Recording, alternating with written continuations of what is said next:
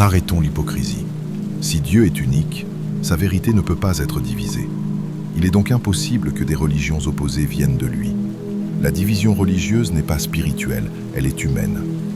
Elle est née de l'histoire, du pouvoir, de la peur et de l'ego. Dieu n'a jamais créé de camp. Il n'a jamais demandé aux hommes de se définir les uns contre les autres.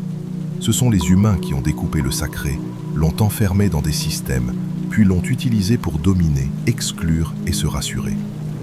Dès qu'un homme dit « Mon Dieu est supérieur au tien », il ne parle plus de Dieu, il parle de lui-même.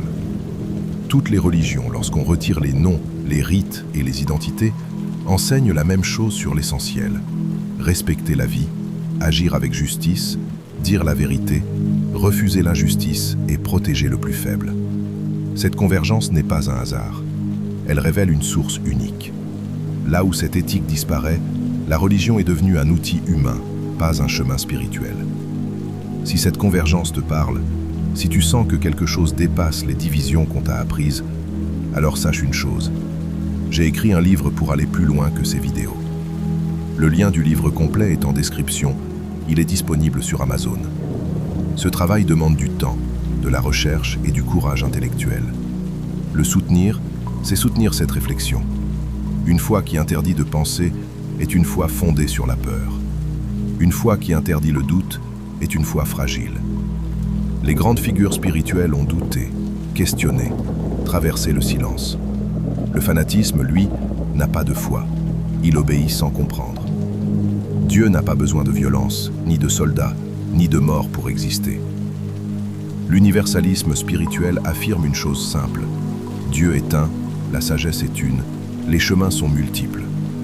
Les religions sont des moyens, pas des fins. Les absolutiser, c'est confondre le doigt et la lune. Ce qui vient réellement du divin ne divise pas l'humanité, il l'élève. À la fin, aucune religion ne te sera demandée. La seule question qui demeurera sera silencieuse et universelle. As-tu été juste? As-tu respecté la vie? As-tu refusé l'injustice? Tout le reste est une construction humaine. Si ce message te touche, abonne-toi à la chaîne. Ce contenu est fait pour éveiller les consciences, pas pour flatter les identités. Et si tu veux approfondir réellement, commande le livre sur Amazon. Les vidéos ouvrent la porte. Le livre permet d'entrer.